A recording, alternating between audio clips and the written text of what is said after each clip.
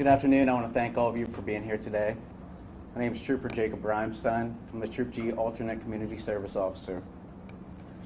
On November 17, 2021, members from Pennsylvania State Police, Troop G Hollidaysburg Station, responded to the Blair County Central Court, City of Altoona, for a report of an officer down. It was determined that an Altoona police officer discharged a firearm. An Altoona Police Chief, Joseph Morrell, requested the Pennsylvania State Police to investigate the incident.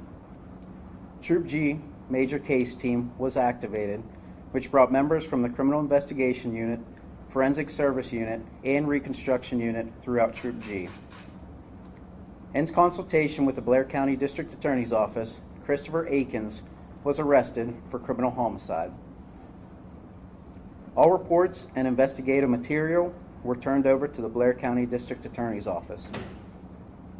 At the request of the Blair County District Attorney's Office, the Pennsylvania State Police Use of Force Unit, which is based out of the Bureau of Training and Education, was asked to evaluate this incident and render an opinion concerning the use of force in this incident. The result of their evaluation was reported and forwarded to the District Attorney's Office. Due to this case pending trial and further court action, I am unable to answer any questions at this time. Thank you.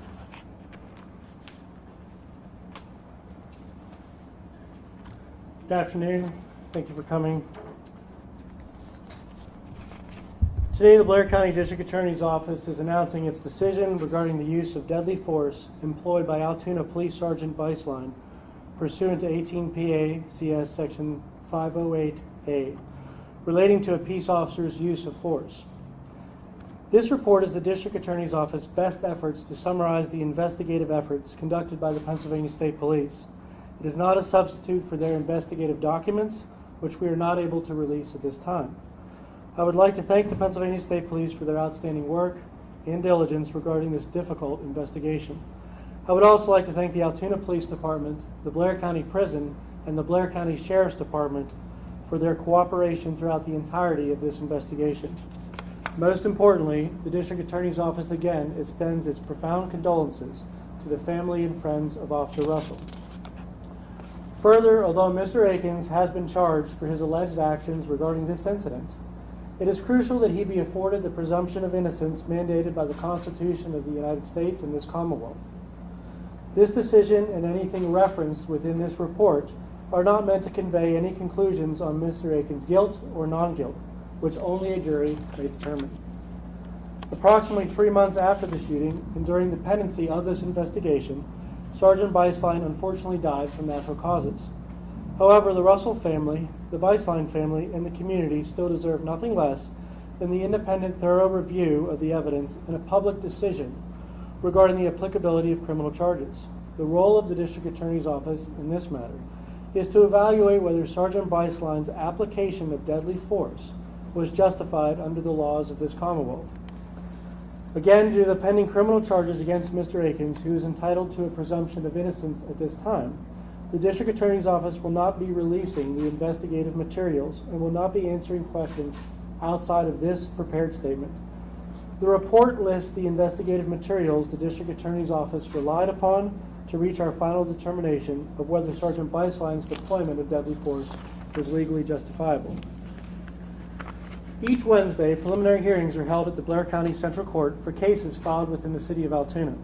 Beginning at 9 a.m., 2 magisterial district justices preside over cases assigned to them by geographical jurisdiction, while prosecutors, defense attorneys, and officers prepare cases for hearings and negotiate resolutions.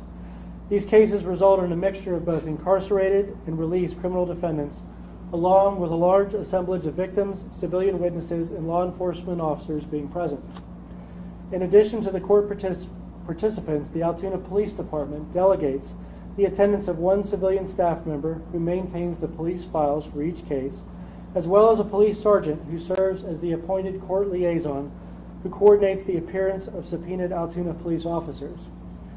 Notably, the Altoona Police Department, or any police department, is not responsible for court security or security of prisoners at a magisterial district judge's office. Their presence, in this case at Central Court, is only within their capacity as witnesses or affiants to the certain criminal cases called before the court. At the time of this incident, the attorneys, police officers, court liaison, and victim witness staff utilized courtroom 2. This room shares a common wall with the holding cells as a staging area to host case discussions, plea negotiations, or hearing preparation. Non-incarcerated defendants and civilian witnesses wait out in the hallways of this building to have their cases called. Incarcerated defendants are typically transported together by Blair County Prison Corrections officers and/or sheriff's deputies in the morning from the Blair County Prison to Central Court. Throughout the day, inmates are housed in one of 2 locked holding areas within the Central Court building, separated by gender until their cases are called before the magisterial district judges. Traditionally, a corrections officer, constable, or sheriff's deputy will escort an individual defendant to the courtroom while the additional officers remain in the holding area with the other incarcerated inmates who await their respective cases to be called. At 9 a.m. Wednesday, November 17, 2021, 3 assistant district attorneys began this weekly practice of meeting with public defenders, private counsel, and police officers in courtroom 2 to review approximately 25 cases scheduled that particular day for preliminary hearings. Sergeant George Beislein, badge number 61, an over 40-year veteran of the Altoona Police Department, had served as the appointed court liaison for over a year at this time. He was also present in plain clothes wearing his department-issued firearm. On the other side of the thin wall separating courtroom 2 were the holding cells, where 8 Blair County inmates that had been transported from the Blair County Prison sat in the 2 cells to await the calling of their cases. 47-year-old corrections officer Rhonda Russell, a 14-year veteran for the Blair County Prison, was one of 2 prison employees who transported the 8 prisoners to Central Court on that particular day. Officer Russell was armed with a county-provided Glock 17 9mm pistol. An hour and a half into the morning, Officer Russell and her partner were joined by 2 deputy sheriffs to collectively guard the inmates. However, later in the afternoon, Officer Russell's fellow corrections officer escorted an incarcerated defendant to a courtroom for a preliminary hearing. The 2 deputy sheriffs then left Central Court to return the 2 female inmates back to the Blair County Prison. Officer Russell was then tasked with guarding the 5 remaining male inmates housed in a single locked holding cell by herself. Approximately 45 minutes after the deputies left, multiple attorneys in the gathering room noted unusual noises emanating from the holding cells, through the wall, and in the adjacent hallway. Shortly after, their respective concerns escalated and they requested that Sergeant Beislein investigate. Minutes prior, inmate Christopher Akins, who was awaiting his preliminary hearing on a criminal complaint charging him with multiple counts of person not to possess a firearm and possession with intent to deliver a controlled substance, along with related offenses, claimed he needed to use the restroom for the 5th time that day. His demand led Corrections Officer Russell to release Mr. Akins from both the holding cell and the handcuff restraining his right wrist. The loose handcuff was not double locked or resecured to the metal ring on the front center of his restraint belt around his waist, which allowed Mr. Akins to fish the open handcuff through the metal ring and ultimately gain full mobility of both arms and hands. After his return from the bathroom, before Officer Russell could reapply his handcuffs, Mr. Akins physically attacked Officer Russell in an effort to obtain the firearm holstered at her hip. After a brief physical struggle for Officer Russell's firearm, Mr. Akins succeeded in driving Officer Russell through an unsecured door leading to an empty holding cell that usually holds the female inmates. While Mr. Akins continued to fight Officer Russell within the confines of the cell, attorneys working nearby again overheard the sounds of the struggle and asked Sergeant Beislein to respond. While walking down the empty hallway where the holding cells were located, Sergeant Beislein heard the scuffle taking place behind the cell door that had closed behind Officer Russell and Mr. Akins. As Sergeant Beislein opened the door, he unexpectedly encountered Mr. Akins, who by that point had gained physical control of both Officer Russell and her firearm. Trapping Officer Russell in front of him, Mr. Akins pointed Officer Russell's gun directly at Sergeant Beislein's face as soon as he opened the door. Mr. Akins ordered Sergeant Beislein to back off, prompting Sergeant Beislein to back up several steps. Sergeant Beislein pulled up his own sidearm as Officer Russell continued to physically struggle with Mr. Akins. Mr. Akins again pointed Officer Russell's firearm at Sergeant Beislein, and upon observing an opening at Mr. Akins' right shoulder, Sergeant Beislein shot one round intended for Mr. Akins that instead struck Officer Russell in the head. Within seconds, first responders began administering medical assistance until paramedics arrived and took over. Their efforts were ultimately unsuccessful in saving Officer Russell's life. She was pronounced dead at the UPMC Altoona emergency room at 3:46 p.m. that day. Mr. Akins again continues to await trial on both the crimes for which he was present for court on November 17, 2021, as well as for the charges that stem from the events of that day. As he is still pending trial, it is imperative to remember that he, like any other criminal defendant, is presumed innocent until and unless proven guilty. On November 18, 2021, Dr. Harry Camero performed an autopsy of Officer Russell at the Mount Nittany Medical Center. Dr. Camero ultimately opined that Officer Russell died of a single intermediate to distant gunshot wound to her head. Notably, after reviewing both Sergeant Beislein and Mr. Akins' transcribed statements, Dr. Camero determined that the results of his forensic examination were consistent with Sergeant Beislein's description of the events. Within its Bureau of Training and Education, the Pennsylvania State Police have a team of specialists whose sole assignment focuses on law enforcement's application of force. This unit develops all related curriculum and training for the Pennsylvania State Police, including revising and updating department policies regarding officers' use of force. It further provides training and educational presentations regarding both the use of force law and policy to news media, community organizations, and elected officials. Additionally, and most importantly, the team also conducts in-depth analysis of police-involved use of force incidents across the Commonwealth of Pennsylvania. The Blair County District Attorney's Office requested the use of force team to evaluate the evidence in this case and prepare a report regarding Sergeant Beislein's employment of deadly force. On June 17, 2022, the use of force team provided the Blair County District Attorney's Office and Pennsylvania State Police Troop G with two reports. The first report dealt with their efforts to correct the aspect ratio of the surveillance video, and it also documented the differential between the timestamp on the surveillance video and the actual time. The second report undertakes two primary evaluations: Sergeant Beislein's use of lethal force on November 17, 2021, within the Pennsylvania criminal justification statutes and within the objective reasonableness standard established by constitutional mandates. In any criminal investigation, the district attorney's role is to evaluate and decide whether any violation of the Pennsylvania Crimes Code has occurred, and, if so, whether the conduct was justified under the law. In this particular circumstance, we considered whether criminal homicide or any lesser included crime was perpetrated by Sergeant Beislein in bringing about the death of Rhonda Russell, or whether the law recognized a justification for his actions. The events of November 17, 2021 are tragic. We are certainly not determining that the ends in this circumstance justify the means. No one could ever conclude that Officer Russell's life was an acceptable cost.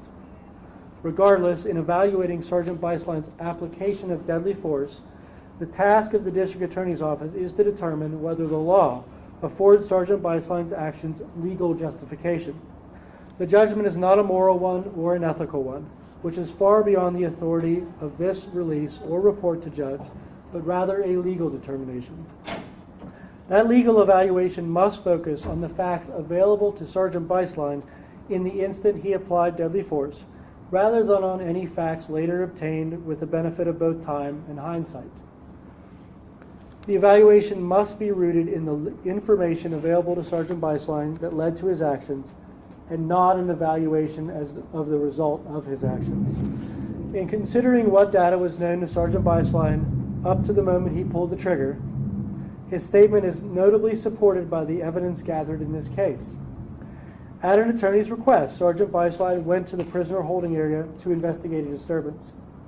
After hearing a struggle behind the door of the women's holding cell, Sergeant Beislein encountered Mr. Akins, who he could easily identify as an inmate by the distinctive orange clothing that he wore, holding Officer Russell hostage at gunpoint.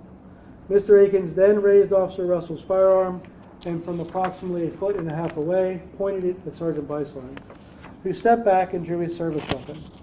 Sergeant Beislein indicated that he could openly hear Officer Russell continuing to struggle with Mr. Akins and actively feared for her safety. Therefore, he immediately re-engaged Mr. Akins, who again pointed Officer Russell's firearm at him. Sergeant Beislein indicated that it was at this moment that he shot Mr. Akins, believing that Mr. Akins was about to shoot him and believing that he had a clear shot to Mr. Akins' right shoulder. Chapter 5 of the Pennsylvania Crimes Code governs when the use of deadly force by an individual is lawful and therefore legally justified. Section 508 specifically provides the law regarding use of force when used by a law enforcement officer. Subsection A of Section 508 addresses a police officer's ability to use force in making an arrest, and subsection C explains a police officer's authority to use force to prevent the escape of a person in custody. Both subsections of the law potentially apply to the factual circumstances of this investigation. Pennsylvania law authorizes law enforcement officers to deploy deadly force where an officer reasonably believes that such force is necessary to prevent death or serious bodily injury to herself or himself or another person. Deadly force is further legally justified where such force is necessary to prevent an escaping inmate's apprehension from being defeated resistance where the escaped person possesses a deadly weapon or otherwise indicates that he will endanger human life or inflict serious bodily injury unless apprehended without delay. In this situation, Sergeant Beislein clearly indicated that he observed Mr. Akins in the possession of Officer Russell's firearm and alleged that the firearm was pointed at Officer Russell, then at him, then back to Officer Russell, then finally back at him. Mr. Akins' possession of a firearm, which Sergeant Beislein alleged he pointed at both Officer Russell and himself, clearly constitutes a reasonable basis for Sergeant Beislein to believe that Mr. Akins was about to cause death or serious bodily injury to both Officer Russell and himself. Further, Sergeant Beislein indicated that he was aware that Mr. Akins was a restrained prisoner who had acquired both a firearm and a hostage. Sergeant Beislein clearly had a reasonable basis to believe that Mr. Akins was attempting to escape while in possession of a deadly weapon.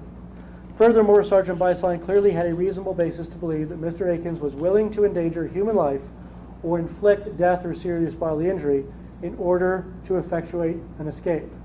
Finally, Sergeant Beislein had a reasonable basis to believe that Mr. Akins represented a continuing danger to the lives of himself, Officer Russell, and the community unless he was apprehended without delay.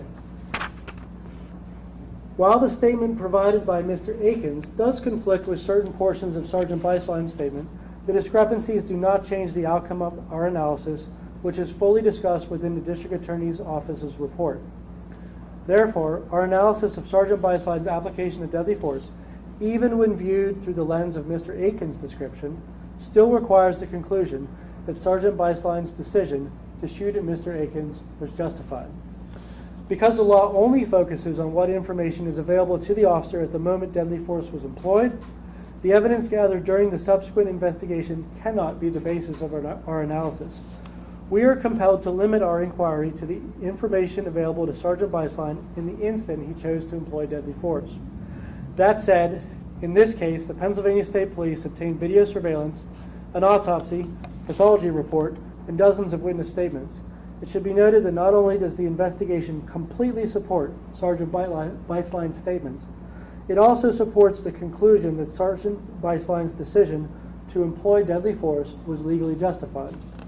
In summary, all of the evidence available pursuant to this investigation, the statement of Sergeant Beislein, the statement of Mr. Akins, and the remainder of the investigation all independently compel the conclusion that Sergeant Beislein reasonably believed that deadly force was necessary to prevent death or serious bodily injury to both Officer Russell and himself, and was further necessary to prevent Mr. Akins escaping with Officer Russell's firearm, where he would have posed a continued threat to Officer Russell, himself, and the community unless apprehended without delay.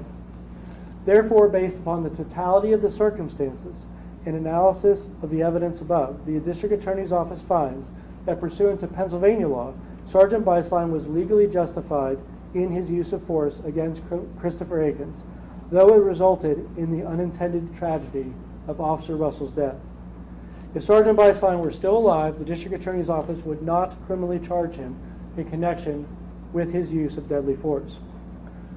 And again, as a reminder, although Mr. Akins has been charged for his alleged actions regarding this incident, it is crucial that he be afforded the presumption of innocence mandated by the Constitution of our Commonwealth and the United States.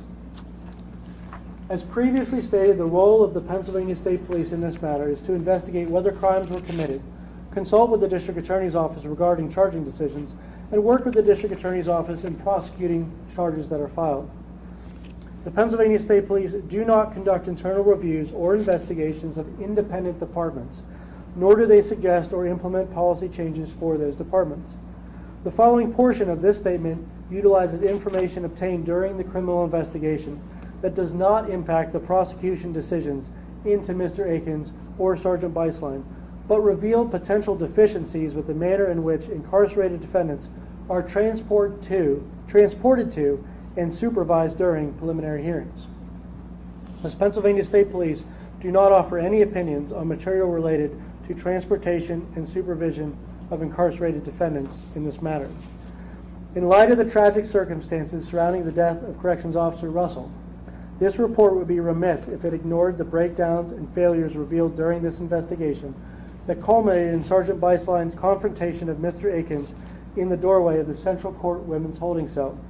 There is no doubt that Sergeant Beislein was ultimately the person thrust into the split-second decision to employ deadly force that ended Officer Russell's life. However, the conditions that contributed to leading him into that position were neither his creation or the creation of the Altoona Police Department. Sergeant Beislein was not tasked with guarding or transporting prisoners. As previously stated, Altoona Police Department officers, similar to any other officers attending a preliminary hearing, are not tasked with nor equipped to provide security for the court and its participants. The majority of the officers attending are off duty and appearing solely for the purposes of testimony or, in the case of Sergeant Beislein, case management. Information developed during this investigation revealed that it was a culmination of multiple events that led to Mr. Akins' belief that he could escape. The investigation of what transpired at Central Court on November 17, 2021, unveiled more than the standard intelligence gathering. It revealed a call for action that this report now will advance in the hopes that this tragedy can prevent future tragedies. It should be noted that the investigation in the District Attorney's Office's report is assessing the practices and procedure that took place on November 17, 2021, and does not reflect any changes or improvements made after the untimely death of Officer Russell. The District Attorney's Office is aware that efforts have started and continue to ensure that this tragedy is not repeated, and we commend and endorse those efforts for improvement. The Blair County Warden cooperated with the State Police investigation and provided documentation and information relative to the investigation. The Warden explained that for quite some time, Blair County Corrections officers and Sheriff's deputies shared prisoner transport and security functions for preliminary hearing court proceedings. The investigation revealed preliminary evidence suggesting that Mr. Akins had attempted to escape from the Blair County Prison in the days prior to his Central Court hearing. While no formal finding was made by prison officials, it is notable that Mr. Akins had been removed from general population and placed into the restrictive housing unit, which is a more secure detention location within the Blair County Prison. The investigation revealed that this information had been made available to some officers within the Blair County Prison, as well as a corporal within the Blair County Sheriff's Department, but not to other Blair County Prison corrections officers, including the transport team, responsible for supervising Mr. Akins and the other inmates on November 17, 2021. This breakdown in communication created a situation where the transport team was not aware that Mr. Akins may have tried to escape the prison shortly before his preliminary hearing date. Additionally, there are questions raised regarding the potential discrepancies in the procedures utilized in supervising inmates. In his statement, Mr. Akins explained that he paid close attention to the different procedures used by each agency when he was released to use the bathroom. He noted the sheriffs uncuffed him but relocked the handcuff. In contrast, he realized that corrections officers habitually unlocked one of the cuffs but did not secure the loose cuff to the metal ring. Efforts and investment in ensuring that adequate training is being provided to all agencies assigned to prisoner security are being made now and must continue to be made. This investigation clearly revealed that a single corrections officer or sheriff's deputy should not be tasked alone with supervising incarcerated defendants. It is especially striking that during this investigation, Mr. Akins himself provided a candid assessment to the Pennsylvania State Police about the significance of Officer Russell being alone and how that encouraged him to act. Without a doubt, Mr. Akins' observation that Officer Russell was isolated and without assistance emboldened him to attempt an escape. Although the sheriff's deputies indicate they obtained Officer Russell's permission to leave Central Court, it is unclear who, if anyone, possessed the authority to approve or deny their departure. Sheriff's deputies and corrections officers do not exercise any authority over each other. They're independent agencies within the county. One answers to an elected official, the sheriff. One answers to the appointed warden of the Blair County Prison. To prevent another officer, whether corrections officer, law enforcement officer, or sheriff's deputy, from facing a similar safety crisis like this in the future, there should be deep consideration and a definitive decision on which county agency will be tasked with courtroom and inmate security at preliminary hearings. On November 17, 2021, the shared duties between overlapping agencies operated to create confusion over who had the ultimate authority and responsibility for inmates. The necessary improvements, especially adequate staffing for security over inmates and security for magisterial district judge courts themselves, come at a financial cost. It is incumbent on decision makers within Blair County to prioritize the safety considerations of corrections officers, sheriff's deputies, inmates, attending law enforcement officers, district judges, attorneys, and the general public above all other considerations. We cannot undo the past or this tragedy, but we have a duty to give nothing but our best efforts and financial resources to strive to prevent this from ever happening again. While there is no excuse for the acts of unprovoked violence allegedly committed by Mr. Akins, the above referenced failures created a situation that Mr. Akins or a future prisoner could more easily exploit. For that reason, it is incumbent that the appropriate agencies address these concerns swiftly and definitively to prevent these opportunities in the future. Notwithstanding these systemic failures, after review of the totality of the investigation, we conclude that only one individual's alleged actions, November 17, 2021, legally warranted the filing of criminal charges, and that individual was charged with felony murder within hours of Officer Russell's death. This concludes our statement, and we will not be able to answer any questions due to the ongoing criminal prosecution of Christopher Akins.